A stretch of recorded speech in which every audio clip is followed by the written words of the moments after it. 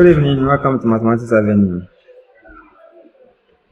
If 16 raised to the power n equals the cube root of 2 to the power 2, we want to find the value of n.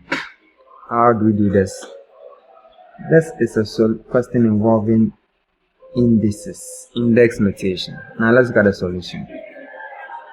I have 16 to the power n because the cube root of 2 to the power 2. Now from here, this can be written as 16 to the power n because the cube root of 2 to the power 2 will get 4. Now from here, 16 can be broken down to an index form that will give us 4 to the power 2, 4 to the power n. That is 16 itself is 4 to the power 2, which is 4 times 4, giving us 16.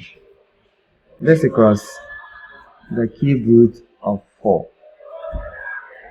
Now, with the cube root of 4, we can change this from cube root to a power. Now, from the laws of indices, then from set, we have that the nth root of a number a, this is the same as a raised to the power 1 over n. This is from set. This means that I can have 4 raised to the power 2n. That is the two index I'm multiplying to give 2n.